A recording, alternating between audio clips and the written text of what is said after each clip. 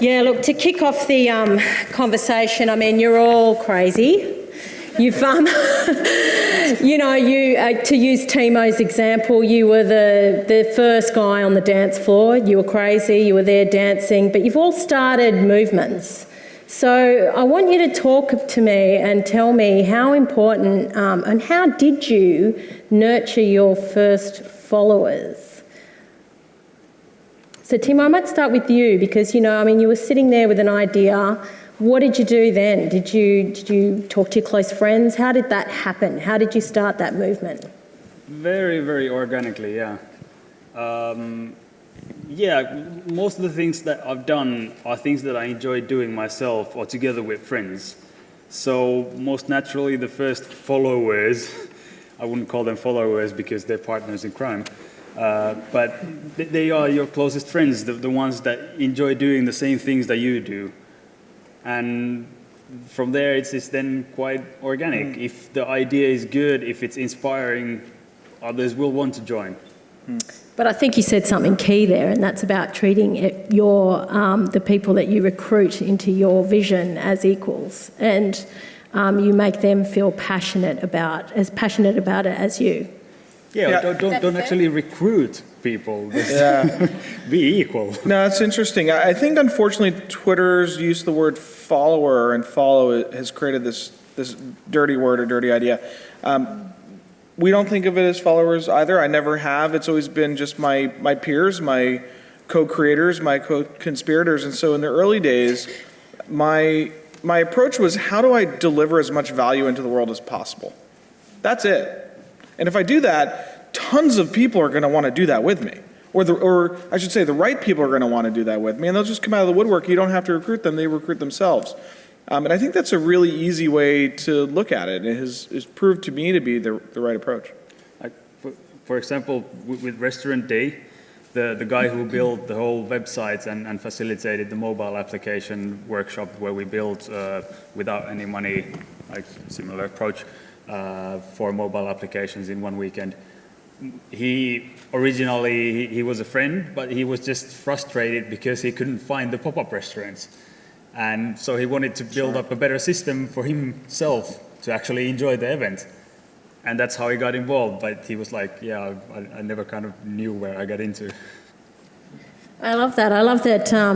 Innovation comes from people not wanting to continue to do tedious things. Well, that's my experience in the public service, because there's at least 70,000 that feel that there are tedious things.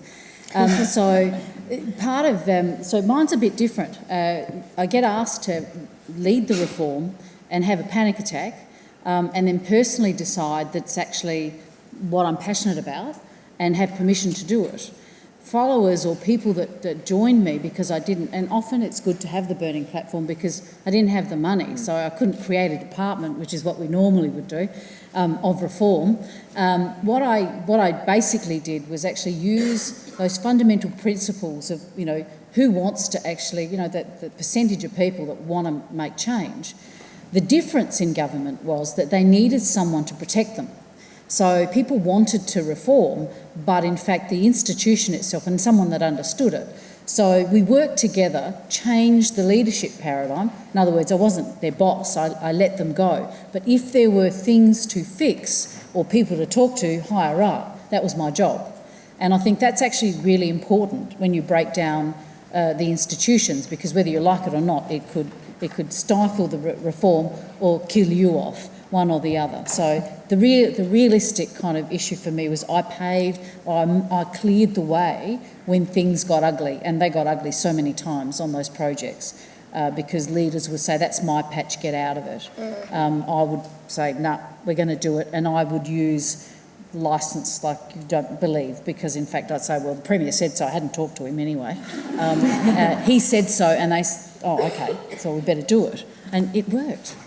I find that absolutely fascinating, because I think it's really easy for us to think that, and I think inspirational leaders like yourself, it's easy to kind of be humble and say, it was everybody else did it. And I think that having a participatory leadership style like you have is, is critical. But it's interesting. So do you think at times that you do need to actually stand up and use a big stick? Yeah, more than a big stick. I think swearing, threatening. And look, I think the issue, so I'll talk personally, you actually have to work out what motivates you for staying there. Because I love hearing what these guys do, and they followed their dreams and the rest of it. I kind of have to sit and ask myself on any good day, why do I stay in public service? And it's actually for that public good. There are a lot of us that actually do want to change it for the better, and a lot of people have actually left because it was too difficult. It is difficult, and if a bunch of people don't keep trying, that institution will stop that innovation. So, the army coming to ask for or the licences changing, we have got the chance to change the system. But if we keep getting out of it because it's too hard and we work on the edges, then I think that we're never going to tackle the problem. Yeah. So, I think we have a systemic problem in the society that the public sector and the politicians are nothing, that they are blamed all the time. Yeah. No matter what you do, no matter how much good you do, all you get is complaints usually from the public. And that doesn't really encourage the best minds to get in. Yeah, people ask me a lot, they ask, why is the US government so dysfunctional? And I say it's because the citizens are so dysfunctional. Really, because we're all the same, we are us, it's us. Well, government is the people. It's the Exactly. blame game, right, isn't it? Yeah. That, if you expect somebody to deliver and you don't think you have any responsibility, that translates to a blame game, which is what happens in DC a lot. But I also think that the new kind of organization that we are all talking about actually can be now very flat thanks to technology. Because in my organization, I have people who work with me a bit, they go away. So I have, we just tested our new app recently, and there were people testing it in the Paris airport and in Philadelphia and in Singapore, and wherever they had gone, they stayed in touch, and they jump in and help when we need help. So it's a very flat sort of organization. We put out what we need, and then somebody steps up to the plate and does it. I don't think it could really happen before in history. I think we are at a very special moment in time, not just because of technology, but because of how we are all thinking in a more participatory way. I think that Charles called it, or somebody called it Urbanism 3.0 or something. So I think this is a very special time in history. That's true. And even though you probably all have the title of CEO or, leadership titles, do you think it is critical to allow, the person at the bottom of the organisation to lead at times? I think organisations, the pyramid of the person at the top needs to be turned around, and I think a lot of people talk about that. So quite frankly, the CEO needs to be serving those that are serving the citizens. And I'd love to see, and I think we don't talk enough about, so there are some natural people, even the people in the room, you are the people that will respond to this. The people that aren't here are the ones that we really need to be talking to. So in fact, the institutions need to measure and recruit people with the capabilities to see an organisation as the leader, literally being at the bottom, providing that leadership and the support for the people that are going to make the difference. And the reason why governments are accountable and blamed is it's taxpayers' money. So, citizens believe that it's theirs. Yeah, one of my executive team members recently, I think it was last week, showed me an org chart of our strategy labs. It was the first time I had seen one for us, because I try to keep the organization as flat as possible, and I had a visceral negative reaction to it. I was like, I don't want to be at the top of a pyramid. And we very much practice servant leadership, and it's the thing that I talk about all the time with my team, which is, I tell my employees, I have 60 of them, you don't work for me. I'm not your boss. Actually, I work for you. I probably work a lot harder for you than you may even possibly think you could work for me. My job is to get everything out of your way so you can be your highest and best self and do the best possible work you could do. And that's what all of the executives in my company, that's how they think, that's how they talk. They don't have people that report to them and that those are the bosses. We have a lot of people that we work for very hard every single day, and it's turned into a great company where people don't want to leave and do really incredible things. So, yeah, servant leadership would be the phrase and what we think about all day. I think good leadership it's all about inspiring and facilitating others to and enabling them to do their best. Like you said, that's crucial. So empowering rather than recruiting, as you say. But I think in this day and age, the inspiration coming from a CEO or an executive team, it's not about beautiful slides and flowery words. It's that, oh my God, my boss, quote unquote, works his or her face off more than anyone I know and cares so much. It's about the actions that they see you take rather than just the words. Because people don't believe in the words anymore, frankly, because if there's nothing behind them, there's just really nothing. So you have to model the behavior. A good leader models the behavior. 100%. And creates that culture that you were talking about setting the values by living them Living yourself. them, that's right. They saw I was almost killed. They thought, Yeah. there's vulnerability happening. You're right. The issue is, though, the institution of the public service, for instance. I mean, we just need to kind of name the elephant in the room, is you cannot, I mean, it's great that you can have that with your 60 people, but the institution was built on people being paid more because they were the master and then the servants were below. I don't believe in that, but in fact it's how do you break, Army would be a good example of a big institution and the hierarchy. And don't get me wrong, some of that hierarchy is very important, in particular in emergencies. So if we're not clear about what happens in a state emergency, we work the best, but in fact a state emergency gets the best collaboration happening. Give us a good bushfire and you've got everyone, and we're riddled with them, but we work so well as a state when we've got the burning platform. I think that's the key. It's true. It's so true. But as leaders, some people do respond to the do this, to the push, to the big stick, and they need it. Yeah, for clarity of communication. The financial piece is interesting.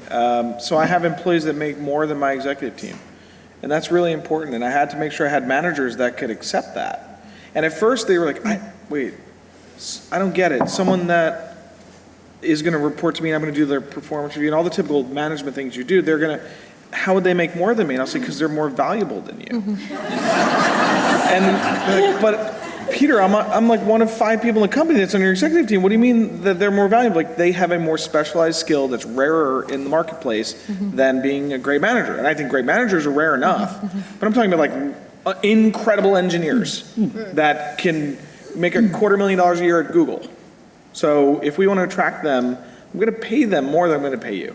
And if my management team couldn't accept that, they wouldn't be the right management team.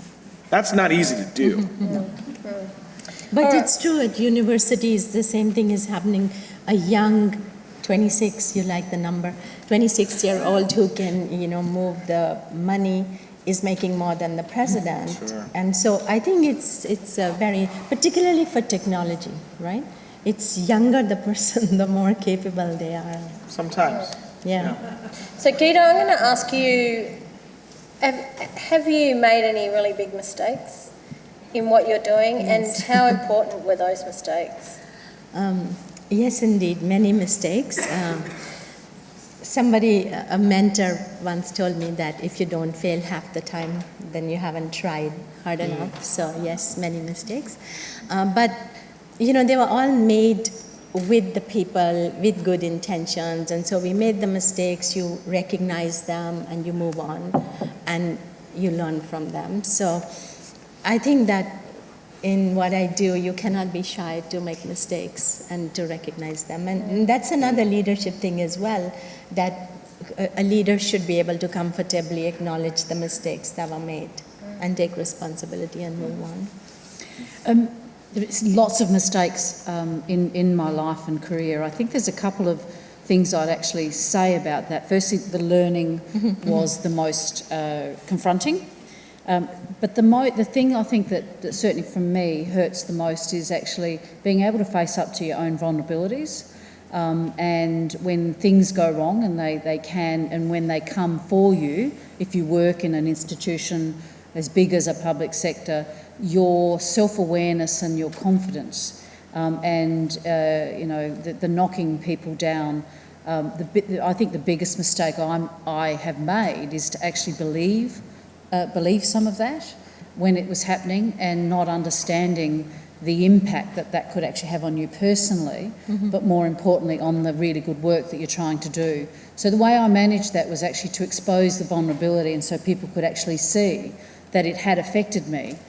But then what happened was that you grew from that, and I became stronger, and I got to a point where I said, actually they could do anything now, and I reckon I'll just hit them back, So it's a bit scary that I'm not afraid of a lot, but as a woman, non-English speaking background in a sort of a white Anglo-Saxon male environment, it's been tough. It's been tough every step of the way, and it's how you've used that vulnerability, people to see it and then to actually grow from it. I think if you've never made mistakes, then you haven't really ever taken any risks, and if you haven't taken any risks, then you probably haven't really done anything. so hell yeah, we all make mistakes, but that's all about it. Like that's why you need to try out different things to see if they work or not. Then you either learn from your mistakes and grow stronger, then you don't. So do you just break the rules whenever you come across a challenge? No. Whenever it's necessary. Mostly does. It's not that I do it on purpose. It just happens. It was an accident. If it's on the way of a good thing, then you need to break the rules sometimes. That's right. But it's not that I'm an anarchist who just goes breaking stuff. Oh, don't worry if you are, just own it. But it goes back to the question of who made the rules. Yeah. And for what reason? And for what reason. And whether they actually work, because most of the rules and regulations, they have a very good intention of let's say, example from like pre-restaurant day era, when the whole idea actually started when a friend of mine was opening a restaurant in the archipelago of Helsinki. And if a restaurant space exceeds a certain amount of square meters, you need to have 3 toilets, men, women, and disabled. Disabled toilets, yes, please, that's the kind of society that we want, right? But when it's a regulation that is applied to every situation, like this restaurant that they were about to open was in the archipelago of Helsinki on an island where you don't have a wheelchair access anyways, and in a building that was surrounded by cobblestone, and a protected building where you couldn't do any renovation to build up the disabled toilet. So in the end, they couldn't open the restaurant. They ended up opening a bar because the regulations were not so strict for it. So kind of if it applies to every situation and there is no common sense at any point applied, it doesn't really achieve what it means. So most of the rules, they are actually there for a reason, but sometimes they just are not thought or well constructed. And how are you dealing, like what's some of your challenges, Peter, and how do you overcome them? Yeah, there are a lot. I mean, we've grown from 20 employees to 60 in the past 2 years, so things change dramatically when that happens, in a lot of good ways, and then maybe some bad ways. But I'll actually go back to the mistake piece because it's very much the present challenge. So my mistake is I didn't realize early on that you could achieve your mission, and then what do? No, seriously. So I was very mission driven, and that's how they wanted to join the company for that. And the mission was simply, we wanted to make DC one of the most innovative and creative places on the planet, period. Which was something a lot of people who lived in the city could get behind, who were creative or technical or entrepreneurial otherwise. And over the first 5 years of the company, like really a dramatic amount of that was done, really. And so then I sat there and I was like, the city doesn't need me to be that champion anymore. It actually needs me to step out of the way to make room for more leaders to do that work so that other limelights can shine in other places. So what do I do now? And so over the past year, actually, it's been a challenge where I don't really know yet, and I don't want to force it. I don't like, oh, the new mission is this. I just don't feel it yet. Like, I don't really see it yet. And so I had this conversation with my team last week. You know, we have Friday morning bagels and coffee, all of us sitting in one room together and just talking. And I said, listen, I don't know. And if you're okay with ambiguity, I am. I can live with ultimate ambiguity. That's what I think a great entrepreneur needs to be able to do, because you don't really ever really know what's going to happen. You know a little bit, but not a lot. Or you pretend maybe you know more than you do. That's a problem. And so I said, listen, you guys need to be able to deal with some ambiguity. This year, we're probably going to go from 60 to 90 people and not really know what that future moon mission is going to be, but we're going to figure it out in the next year, year and a half, and I want all of you to figure it out with me, rather than me say, this is the vision, this is where we have to go, which I think is the old way. So your strategic planning session is just another competition that might have a cash incentive at the end Actually, of it. it's funny. What do you I was reckon? like, maybe I have a competition. Yeah. Good work. We'll see. Yeah, why not? There is the opposite of that, and governments are facing it, where your team is going from, say, 100 to 20. And I think that's even, it's a harder challenge, where the ambiguity is that we need to get out of something and people only have seen a future in a particular way, and that's very scary. And I think a lot of governments are in that space at the moment. And so why do workers hold on to what they knew is because the change piece for them is actually quite frightening. And it could be, the next group of unemployed people. But all of you have spoken about how change grew from no money. Yeah, So, is it really tight fiscal environments that, where you all thrive? Do you think if you had all the money Oh my God. in the world, No. that would be bad? Listen, I had 2 months of living expenses in the bank when I started this company. In 2007, when the financial apocalypse was about to start, right? And the fact that I went through 3 years of recession while building the business, God, it taught me all of the things that will ensure that when times are good, we'll be even more profitable and more successful, right? If I had started this and raised venture capital like a lot of my friends, and by the way, I've got, I don't even know, hundreds of friends that have raised venture capital. I think only 2 of them really made it in any real way. And so I don't think that money generates great outcomes necessarily. I do think that that hustle and grittiness is crucial. So, and what actually concerns me the most is I meet a lot of entrepreneurs all over the world, and I mentor in so many different places, and I hear them say, if only I can just raise that money. And I'm like, what? Just start something, Just and you'll attract the world to you. Yeah, you will. I think money doesn't really create good beginnings, but it can create sustainability. That's true. To many other things. Sure. Actually, it's interesting. We're almost in our 8th year now, and we're totally bootstrapped. I've never taken outside investors, and we're very profitable. And I was like, if we actually took on money now, would that make a real change? And I don't know, because I don't know what the mission is really going to be for the next few years. So once we figure that out, maybe there is a piece for further capitalization of the business. Because at some point, if you have such talent and potential, it's possible you can't fully reach that goal just with in-house resources. So that's another, sort of challenge that I'm facing to think about. Yeah.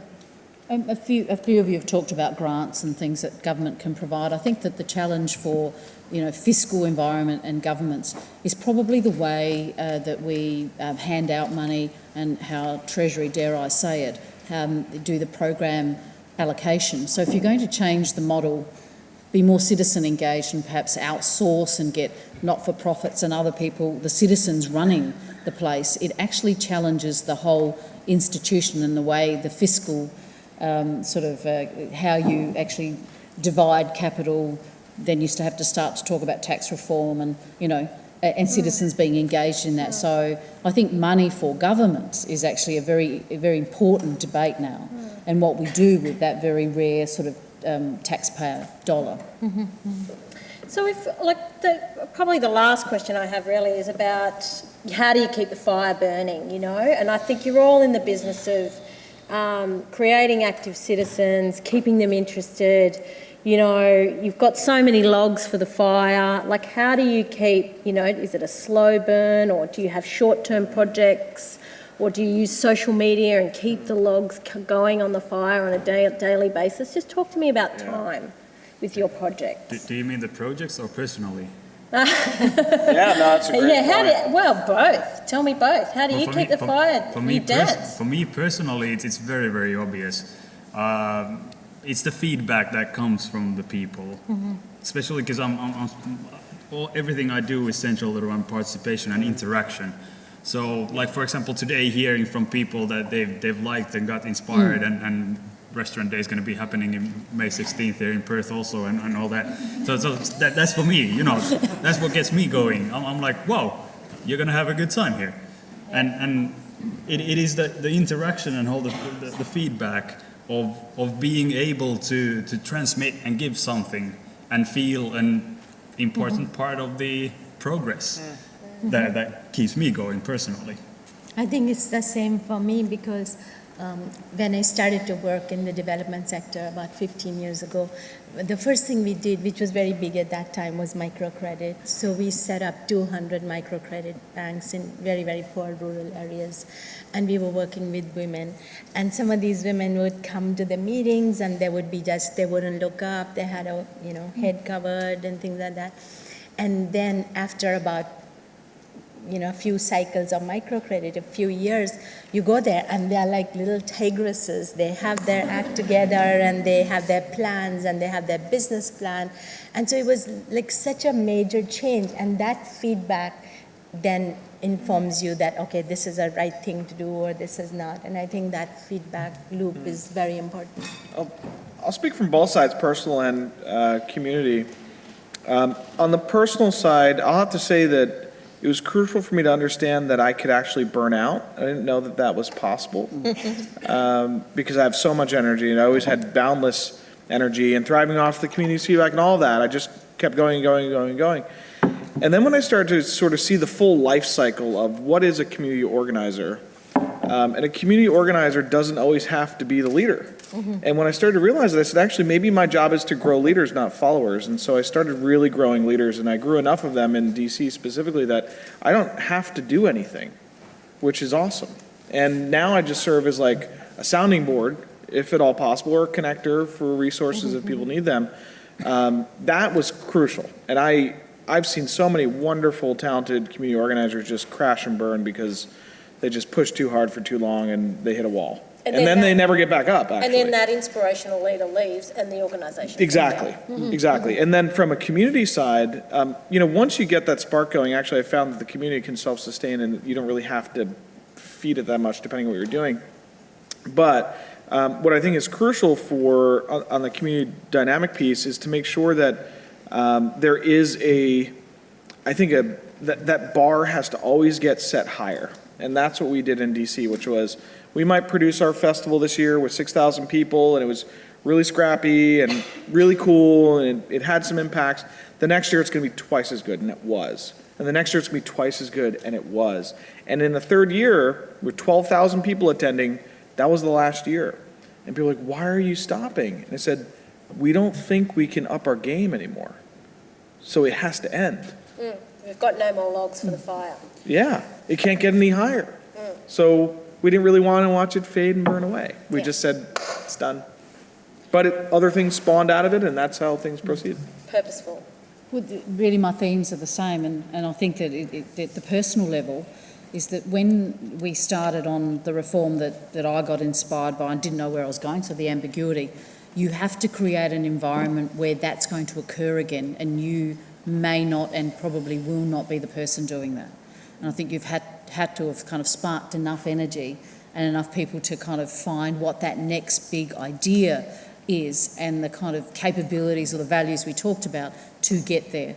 And I think that's the most challenging thing on the personal level is that if you started it, you may absolutely not be the right person.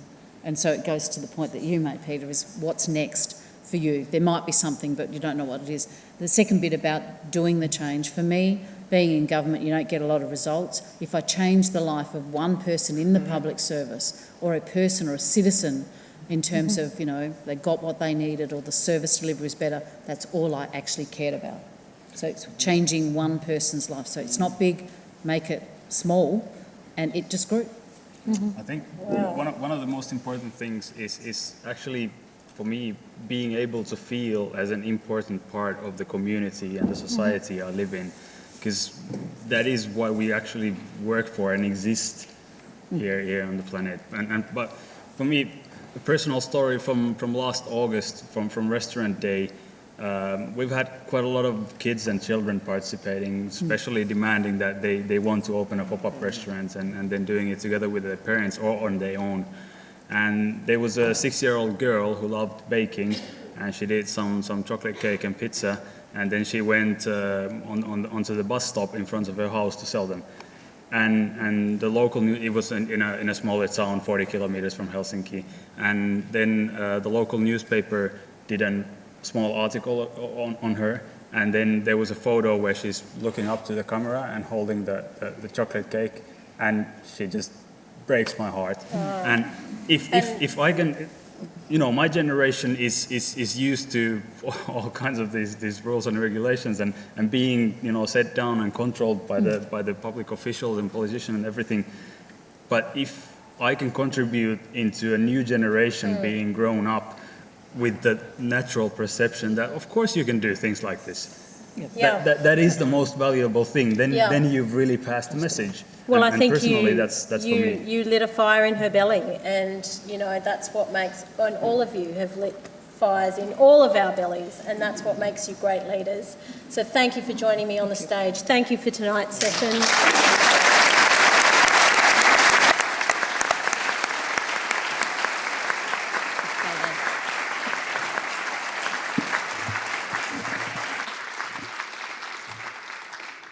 That was wonderful. Thank you, Alison. Thank you, all of our speakers. Very insightful. We could probably stay here all night. Unfortunately, we can't. We're in the home stretch now.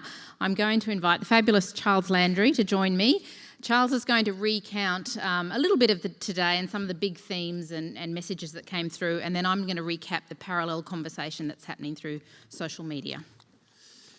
Great. I'm obviously not going to be able to recap because all of that was pretty good over there. I'm just going to pick up some points that I suppose interested me, and they may or may not interest you, but you'll have your own points and your own threads that went through. But the first thing I felt, really what I was experiencing today, was there's this massive resource that people are trying to unleash this resource, which is the skills, talents, and whatever energies we all have, or most of us have, and to try to become and be the best we can be. So that was the first sort of thought that came into my mind. The second thing that I sort of saw a bit when listening to all the presentations, that a lot of what we were talking about was creating the conditions, the platforms, the enabling devices, the mechanisms, the rules, incentives, whatever other words you want to use, for people to think, plan, and act with imagination. So that seemed to me, for me, the second point. And when you add those two things together, it came to me to a sort of third point, that perhaps, this might be far too pompous and highfalutin, that there's a sort of new type of democracy struggling to emerge in some sort of way, where the link between the individual and the collective grouping and so on is reshaped and rethought, that yes, we want our individual, and we're all, you said, Peter, we're all a bit egotistical, of course we are, but within a sort of public good framework. And from that, then, I remember that sentence, I don't know who said it, at the beginning, not good ideas, new ideas certainly never have majority support. And then there was an element I remember from this morning, and I think Tom was saying, the difficulties and dangers he had, and I reminded myself of how many ideas are failures. And I also reminded myself, because I changed my mind over the last 30 years, occasionally, like every second day, that why I got interested in this creativity lark, and really what it's about, that I kept on meeting people in the past when I was much younger, and I kept on thinking, hey, this person's really great, but there's all these bloody obstacles, and they never get through, and that gets me back to those enabling conditions. Now, within all of that, place matters. Quite clearly, place matters, and Carol talked a lot about that. And one of the things that came up to me there, just thinking about her Civic Commons thing, is the whole notion, if we add up everything that you are doing, the word that came into my mind is this sense of civic generosity. If we create a place that makes you feel that you're respected and you're liked and so on, you give back too. And that then becomes a virtuous circle. And I remember Gita's point about Le Corbusier saying, the street is the enemy. Now, actually, if you ask the great urbanists of the world, what makes a great city, and we think about it, it's usually a great street, small pocket parks, which is a bit like the nervous system of a city, which enables people to use that canvas, in a sense, and stage to do what they want to do. And so I suppose that leads me to the next couple of points, and there are not many more to come, that really then, how do you get that unleashing to start?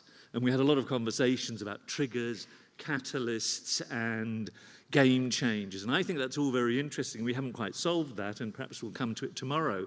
Because there was, on the one hand, we were saying you start with the easy, simple, cheap, that begins to give you the confidence to do the difficult, expensive, and long-term, and so on. And that's, I think, quite interesting. And particularly then, this is the afternoon session a bit in my mind, is really that we do need to create an alignment. There's this energy coming from the community sectors, from the business sectors, from the things that Peter and Timo were talking about. And then that alignment we need to have with, in a sense, the public system catching up, perhaps, or even, we don't know. It might be leading in times, but anyway, it needs to be aligned that these things are not out of sync. So that leads me, and I slightly overheard something about the new system, the old system, which I'm not saying it's a complete struggle because it's not as brutal as that. But really, when you think about it, the sort of words we might have used, which is linear thinking, 1, 2, 3, 4, step by step, and so on, where the other approach that's coming across, and many people here in the audience, which is this sort of relaxing into ambiguity.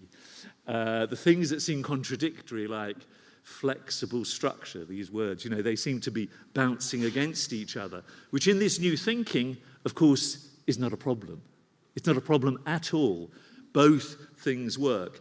And then there was a sentence that I'll just end with that Timo said, instead of saying what is possible, what should be possible. And I think that's quite a nice trigger in some sense. So that's what I've got to say. Fabulous. That's wonderful.